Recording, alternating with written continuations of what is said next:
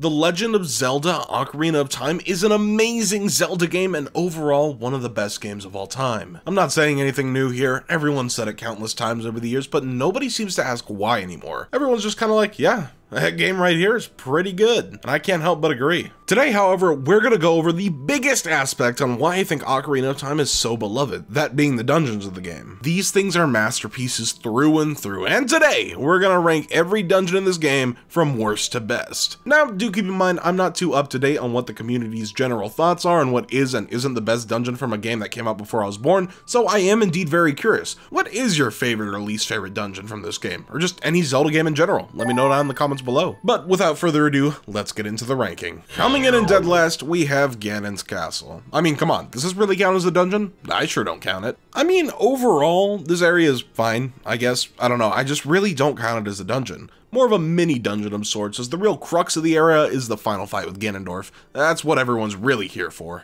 I do like that you need to use all of your items to advance forward in about every room. I think it's very nice. It gives everything a use outside of the past dungeon it was made for. That is honestly brilliant, and I think more Zelda dungeons throughout the game would greatly benefit from doing stuff like this. And some of them do, which I really like that. Although not enough of them do it to where I actively am thinking about what items I need to use besides, say, the bow and the item I found in the dungeon. This dungeon isn't bad by any means, I just don't consider it one. Next up, we have another quote-unquote dungeon, being the bottom of the well. I don't really get anything out of this dungeon per se. It's structured better than Ganon's castle, that's why it barely edges it out, but otherwise, this dungeon is the epitome of alright. Now this dungeon is required so you can access the Shadow Temple and eventually the Spirit Temple, which is something I do like. I very much enjoy the idea of needing to time travel in Ocarina of Time. It's a mechanic I honestly wish they used more. It's quite nice. But everything else in this dungeon just kind of feels to me. The goal of this area is to obtain the Lens of Truth, which you can do pretty darn quick. After that, however, I really see no point in exploring further in this area unless you like taking out gold Skulltulas like I do. Other than those two things, however, this dungeon is kind of mid. I don't like the aesthetic of this area. I mean, I get that it's the bottom of the well. It's not gonna look super grand and pretty, but it just kind of comes off as boring and repetitive. Cobwebs here, bricks there, it's all just kind of boring. And that's all I can really say in this area. It's just kind of boring. If you couldn't tell, I'm actively refraining from calling it a dungeon because I really don't consider it one, despite what the game will tell you, but hey, that's just me. Beyond that, however, we encounter our first real dungeon, being the Water Temple. I think y'all saw this coming. Any Zelda fan in existence can tell you that this dungeon is absolute garbage. Okay, maybe not absolute garbage, but it really is a pace killer. I'm willing to give this a fair shot, but even so, I think this dungeon comes in last, and it's not even close. The real dungeons anyway, whatever mini dungeons just don't count, alright? To get to the dungeon, you have to grab the iron boots from the Ice Cavern, which is actually a great mini dungeon type area, and not enough to be considered a main dungeon, but it is still a very fun area. And then afterwards, you're slapped in the face with the worst dungeon in the entire game. I know some people do like this dungeon, and I'll admit, it's an acquired taste. This dungeon is structured very differently compared to, say, the Great Deku Tree and the Shadow Temple. Those dungeons are very linear. You go from room to room and solve puzzles, unlocking keys and items as you go through. These dungeons are fantastic. I love every second of them. This is the kind of dungeon I love, and it's the type of dungeon I would think the Water Temple would greatly benefit from, but it's not linear and it kind of sucks because of it. When you first enter the temple, there's no real clear answer on where you're supposed to go. You just gotta figure it out until you get inside the correct room, I guess. From there, however, it is pretty smooth. You're introduced to the main mechanic of the dungeon, being changing the water levels. You travel through the dungeon a bit more, and it hits you. A locked door. But you have no keys! Every single time, man! After that, you need to retrace your steps, go to the specific area on the dungeon to change the water levels, figure out what went wrong, and go from there. If they ever make a remake of Ocarina of Time, which they probably will, all they have to do to make this dungeon good is to fix the backtracking. I mean, sure, having to swap through the iron boots on and off can be kinda wonky, but it's not so bad if you're quick with it. What they need to do is to fix how to change the water levels. Maybe play the Serenade of Water anywhere in the dungeon to change the water levels at any time, anywhere. That would help the flow of the dungeon so much, and you'd even put it up higher on this list. However, until that day comes, the Water Temple is at the bottom of the official dungeons. Next up on the list, we have Jabu's Belly. The water temple is really the only dungeon in the game I actively dislike. However, Jabu's Belly is very Not a direct pace killer, but overall I just really didn't have too much fun with the dungeon. Is it bad? Well, no, not really, but it's not necessarily good either. The main mechanic of the dungeon is carrying Ruta around and making sure you don't fall with her, otherwise you'll have to carry her all the way back up again. Pretty much everything in the dungeon is alright except for this mechanic. It's not as bad as the water temple where if you mess up once, you're boned. It's more of an inconvenience than anything. The puzzles in this dungeon, however, are very fun as they make great use of the boomerang. If you want my honest opinion, however, more than anything, I think the dungeon is just very forgettable other than the setting besides being inside of Jabu being very slimy and gross. There are very few things I actively remember about the dungeon, and I think it mainly has to do with that literally every other dungeon on this list is absolutely fantastic and puts Jabu to shame. The other dungeons are so fun and memorable that I just kind of forgot about this dungeon entirely. Well, besides the mini-boss, that guy was simply awful. Otherwise, I really don't have much to say on the dungeon. Let's move on. Coming in at number 7, we have the Great Deku Tree. We're now at the point where every dungeon I'm talking about is very, very good. Man, I love the Great Deku Tree, I really do. The only reason it's this low on the list compared to every other dungeon is because it's very overplayed and easy. I think that's the only reason because I have no issues with this dungeon. The only thing holding this dungeon back is literally a me issue, being that I know this dungeon by heart. I know where everything is, and that doesn't necessarily diminish the quality per se, but it does hurt a tiny bit in my eyes since replaying Ocarina of Time, I can never get into the game past the Great Deku Tree, so I just play that dungeon over and over again before putting the game down for an undisclosed amount of time, only because the frame rate of the game was absolutely abysmal. Thankfully, however, Ship of Arcadian fixed this by porting the game to PC, allowing for a crisp and clear 60 frames, and just by that upgrade alone, it made the game a 10 out of 10. It feels so good. Anyways, back to the dungeon. Did I mention that this is the best opening for any Zelda game right below Breath of the Wild's Great Plateau? Wind Waker, Twilight Princess, and Skyward Sword all have terribly slow openings in their games.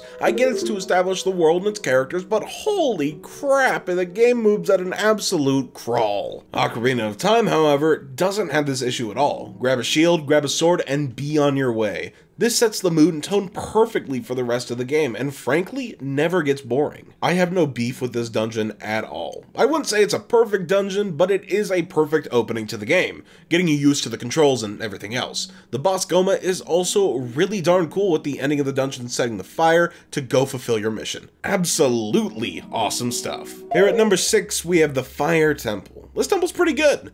I'm really trying to find words to describe this temple properly, but I really can't. I don't have much to say on this dungeon, but I'll try my best. I think aesthetically, going inside of Death Mountain was a really cool idea, and I dig it a ton. The flow of the temple is also really nice, being that you have to set the Gorons free from prison so they don't get eaten by the dungeon boss. That's right, this dungeon is a prison escape, which I think is a really cool setup for a dungeon. These guys often give you keys and items to help you on the journey, and again, really helps the pacing of the dungeon as something is always happening. You feel like you're always making progress, and this temple might have the best flow in the entire game. It's absolutely outstanding. Usually in dungeons you just go from room to room solving puzzles, which usually has a good flow to it, but it never feels as good as it does knowing that you're freeing the Goron people and saving lives. About every few minutes or so, you're making some kind of progress, and to be honest, I really like the Goron, so I have a strong emotional attachment to them. These characters are simply me-coded. I freaking love them. The puzzles, for the most part, I mean, they're fine. That's it. They're just fine. I think the Megaton Hammer is really cool despite having a really stupid sound design. And the boss is also fine, I guess. It's nothing really special. I didn't really enjoy it all that much, but I mean, it was a pretty cool boss. I like Darunia. Cool fire dragon. You're gonna beat up with a big hammer. It's pretty cool. Nothing crazy. It's cool, I guess. Coming in at number 5, we have the Ice Cavern, the miniest of the mini dungeons, and it very much frustrates me. For those who are new to the channel, first of all, hi, my name is Dylonic, I make Nintendo content, please subscribe. Second of all, I really like ice. The snow, the cold, I freaking love it. I love most ice levels in video games, especially if done right, and the Ice Cavern does it right. It's just a shame that the dungeon is so short because I want more of this place. The idea of red ice and blue flames are so cool. I love seeing it early in the dungeon and just going back to it after getting the blue flame to see what's inside. It's like those egg toy surprise things that you see on YouTube Kids everywhere, but actually cool. I feel like this should honestly replace the water temple, not because I'm biased, even though I am, purely because this area is so much fun to play around in. But unfortunately, it remains to this day as a means to the worst dungeon in the game. How sad. Ice Cavern deserves better. Hashtag free Ice Cavern. I mean, hey, all I'm saying is it's very telling that they used the Ice Cavern instead of the Water Temple for Ganon's Tower. That's all I'm saying. That's all I'm saying. The developers, they just knew it was better, alright? That's all I'm saying. Here at number 4, we have the other Death Mountain dungeon, the Dodongo's Cavern. I'm a huge fan of this dungeon, and loved it a lot more than I thought I would. This is the second dungeon of the game, which has you going into this really cool cave in Death Mountain, which I assume is a sick Dodongo skull. This dungeon will always have you looping back to the main temple room, and I think it carries a very nice flow that we don't see too often. Due to it being a beginner dungeon, it's relatively short, but that's not necessarily a bad thing. It's only a bad thing if you're the Ice Cavern. I want more! The pacing in this dungeon is super quick, and you'll be snapping from puzzle to puzzle and room to room, making good use of the bombs around the area. The way you access the boss room too is really fun by going through and dropping bombs on the Dodongo's eye, lighting it up on both sides, granting you access to the room, and I don't know, this temple is just dumb fun from beginning to end. I always look forward to playing this dungeon on repeat playthroughs. It's just fun. Simple as that. Now we've entered the top 3, the Forest Temple, the Shadow Temple, and the Spirit Temple. These dungeons are all fantastic. Let's just rip the band-aid off now, because these dungeons are freaking awesome. My opinion can change any day of the week, but I think these 3 are the best of the best when it comes to Zelda dungeons. These guys set the stage for future dungeons to come, and without them, we probably wouldn't have more peak dungeons like the Ancient Cistern from Skyward Sword. As I can't state enough, these dungeons are amazing. But I think the Forest Temple will stay in third for quite a while. Now please, don't get me wrong. By saying this is going to be in third place for a long while doesn't mean it's a bad temple by any means. I literally just stated that. What are you thinking? I just think the other 2 preceding it simply excel at everything the Forest Temple does. But I'm getting ahead of myself. What makes the Forest Temple so darn great, you ask? Well, for starters, I mean, just look at it. This dungeon thematically is probably one of, if not my favorite Zelda dungeon of all time. Abandoned mansion in the Lost Woods? Yes please. The main goal of the dungeon is to eliminate the pose and light up these colored fires to get to the basement. To do so, you go from room to room. I'm literally just explaining how you do a normal dungeon. This literally goes for every dungeon in the game, but I think the Forest Temple does it pretty well. It has a great mix of linearity and openness to where it's open enough to where I can make a decision for myself on where I should go, but not so open that it becomes overwhelming if I forget a key or get lost. Water Temple. The Forest Temple, however, is really at its best when it's messing with you, however, which it likes to do that a lot. Like the winding hallways I mentioned earlier and how to take out the pose, to even the boss itself, it's like a haunted mansion's of sort, and I freaking love it. This dungeon also makes great use of the items in your inventory, mainly, arguably, the 2 most iconic Zelda items of all time, the bow and the hookshot. Traveling throughout this dungeon for the first time was an amazing experience, as the unsettling abandoned mansion made it feel like I was in one of those YouTube videos where those guys explore abandoned buildings. It was an amazing dungeon that I frankly never get bored of. And now, finally, we have arrived at the final 2 dungeons, the Shadow Temple and the Spirit Temple.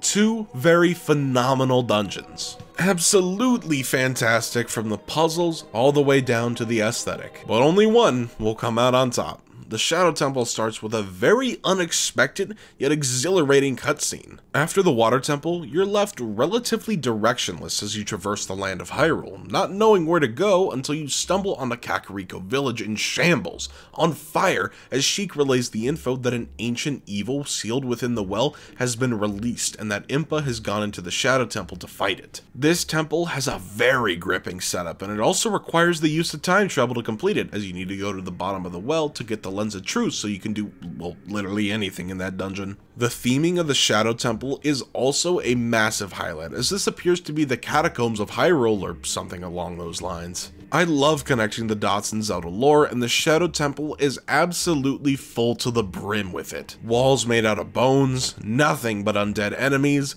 This is where the sins of the royal family lie in full effect, and it's just, it's so good. But a dungeon is only as good as its puzzles, and the Shadow Temple, yeah, the puzzles are pretty good. A lot of the temple puzzles rely on the hover boots and the lens of truth, and honestly, the two make for a pretty great pair as you complete platforming puzzles and hidden rooms within walls. To this dungeon, there's only one real big downside, however, and I'd say is, if you die along the way, closer to the end of the dungeon, it's gonna suck. Please don't die. I made the very unfortunate mistake of dying and had to crawl a pretty long way back, and you can't control the speed of the boat, so it's just kind of a lot of waiting to get to the boss. I know there's a shortcut, but I forgot where it was, so hey, did you know how awesome Bongo Bongo is? I love this boss, from the design to how you fight it. It's not too complex of a boss, obviously, but it doesn't really need to be all that crazy, you know? Nintendo really has a thing with disembodied heads and hands, so when you see one of these bosses, you know it's gonna be great. And of course, we have the Spirit Temple, this being the final dungeon you go through in the game, and can I just say, this dungeon absolutely carried the endgame for me. I think this dungeon is almost as perfect as it gets. You start the dungeon by going through the Gerudo Fortress, freeing the Carpenters, and after you do so, you're directed to the Desert Colossus, where you enter the Spirit Temple and... wait... I can't do anything. What am I supposed to do here? Bam! A third of the dungeon is done as a child. This dungeon is very focused on story, same as the Shadow Temple, but the setup is quite different. You meet Naburu, the second in command to the Gerudo next to Ganondorf. She coaxes you into venturing into the Spirit Temple to get the silver gauntlets so she can take down Ganondorf. You go into the temple and receive the gauntlets, only for Naburu to get captured immediately after. So, what's the next course of action? Bam! The rest of the temple is an adult. Everything from the story to just the overall flow of the dungeon is near perfect. It's linear, but open enough to feel rewarding when you complete a puzzle. Speaking of, the puzzles are also very much at the top of their game with this one, utilizing the newly equipped mirror shield as you reflect light onto objects to guide your way. The temple also has the perfect length too. I don't know if it's because I was cruising through it or not, but the pacing just felt immaculate to me. From the first portion as a child to the next section as an adult, quite literally mirroring the other section. It's freaking amazing.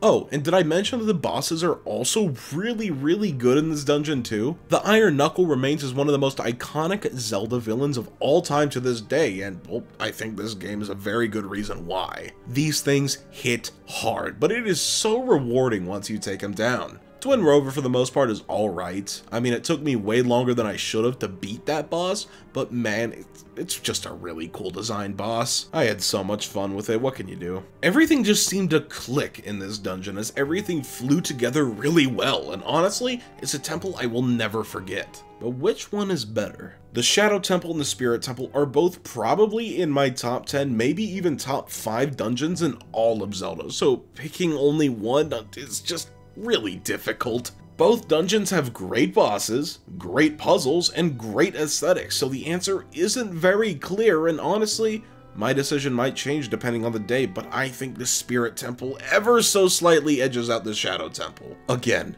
everything just clicked in this dungeon for me. It was a long dungeon, but it didn't feel that way due to the awesome puzzles and immaculate pacing. Although, I do think that the aesthetic and the setup of the Shadow Temple was a little bit better than the Spirit Temple. The puzzles and the pacing are just that much better in the Spirit Temple, allowing for a very close victory. They're about as tied as it gets, honestly, but I don't want to leave the video on a tie, so yes, I think the Spirit Temple barely comes out on top as the best dungeon in Ocarina of Time. But I think that's just a testament to how awesome this game and its dungeons are. The fact that I was having this much trouble deciding on which temple was the best really goes to show how masterfully crafted these dungeons are and really affirms my beliefs that Ocarina of Time is one of the greatest video games ever made.